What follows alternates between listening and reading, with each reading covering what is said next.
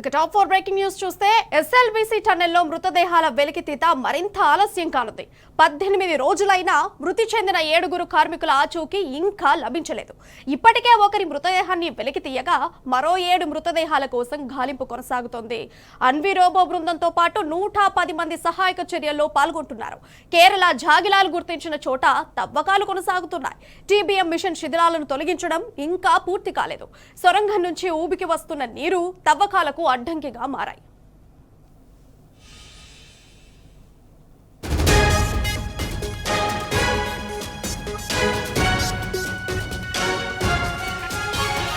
ఇక ఎస్ఎల్బీసీ సహాయక చర్యలపై మరింత సమాచారం మా ప్రతినిధి శేఖరాచారి అందిస్తారు.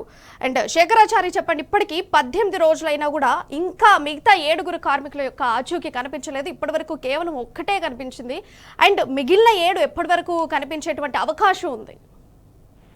ప్రియా, ప్రస్తుతం మనము ఎస్ఎల్బీసీ టన్నెల్ దగ్గర సహాయక చర్యలు నడుస్తున్నటువంటి పరిస్థితుల్లో మొత్తం కూడా ఎప్పటికప్పుడు కూడా అప్డేట్ చేస్తా ఉన్నాం. దీనికి సంబంధించి ఇప్పటి వరకు 7 మంది కూడా 18 రోజుల 7 మంది ఆచూకీ అయితే లభించలేదు. దానికి సంబంధించి కేరళకు సంబంధించినటువంటి జాగిలాలు ఎక్కడైతే 2 ప్లేసులు గుర్తించాయో అది టన్నెల్ బోర్డ్ మిషన్ ముందు గుర్తించాయి.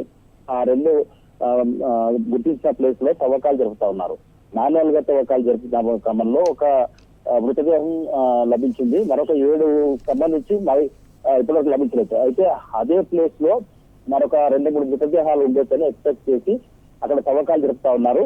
అయితే ఈ జాగిలాలను చూస్తున్నాము, ఆ కేరళకి వచ్చినటువంటి ఆ జాగిలాలు ముందుగా ఒక ఫీట్నర ఎటు చూసినా ఫీట్నర తవ్వకాలు అంటే చూసిన ప్లేస్ లో ఫీట్నర ప్లేస్ లో తవ్వకాలు జరుపుతారు. అది అయిపోయిన తర్వాత అక్కడ ఏం దొరకకపోతే మరొకసారి జాగిలాలను తీసుకొచ్చి అదే ప్లేస్ లో చూపిస్తే అది మళ్ళీ ఒక ఫీట్నర లోప పసిగడుతుంది అనమాట. ఆ పసిగట్టినటువంటి క్రమంలో ఆ స్మెల్ చూసి మళ్ళీ అక్కడే ఉందని ఐడెంటిఫై చేస్తే మళ్ళీ లోపలికి మళ్ళీ ఒక ఫీట్నర, తర్వాత వెడల్పు కూడా ఫీట్నర తవ్వుకుంటూ పోతారు. అట్లా అది అదే ప్లేస్ లో చూపిస్తుంది. ఇప్పటికి కూడా 2-3 రోజుల నుంచి కూడా అదే ప్లేస్ లో చూపిస్తుంది కాబట్టి అక్కడనే ఉండొచ్చు అని చెప్పేసి కూడా ఎక్స్పెక్ట్ చేస్తున్నటువంటి పరిస్థితి అనిపిస్తుంది. తవ్వకాలు అయితే అక్కడ ఏదైతే టీబీఎం మిషన్ ఉందో అక్కడనే తవ్వకాలు జరుగుతున్నటువంటి పరిస్థితి అనిపిస్తుంది. శేఖరాచారి, ఇప్పుడు చూసుకుంటే ఓ దిక్కు సొరంగం నుంచి నీరేమో ఉబికొస్తుంది, తవ్వకాలకు అదేమో పెద్ద అడ్డంకిగా మారుతుంది. దీన్ని ప్రత్యామ్నాయంగా ఇప్పుడు ఏమైనా ఆలోచిస్తున్నారా, లేకుంటే దీనికి ఎలా ముందు జరగబోతోంది దీనికి సంబంధించి?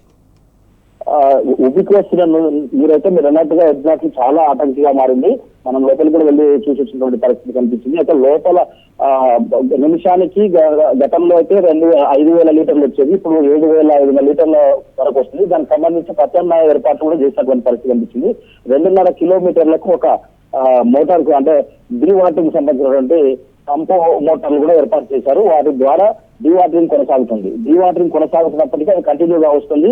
అదే దాంట్లో బురద రావడంతో కొంత ఆటంకాలు కూడా ఏర్పడుతున్నటువంటి పరిస్థితి నుంచి పంపు చెట్లు మళ్ళీ ఇప్పి బాగు చేయాల్సినటువంటి పరిస్థితి కూడా నెలకొంది. దీంతో పాటుగా లోపల ఏదైతే బురదతో పాటు అక్కడ మట్టి శిథిలాలు అవన్నీ కూడా పేరుకపోయినాయి. అది కాంక్రీట్ మాదిరిగా మారింది. దానికి సంబంధించి సహాయక చర్యలు అయితే జరుగుతా ఉన్నాయి. కానీ ఇప్పటి వరకు అయితే ఒక్కరి ఆచూకీ లభించింది. ఇంకా 7 మంది ఆచూకీ కొనసాగుతుంది. Right Shekharachari, thank you.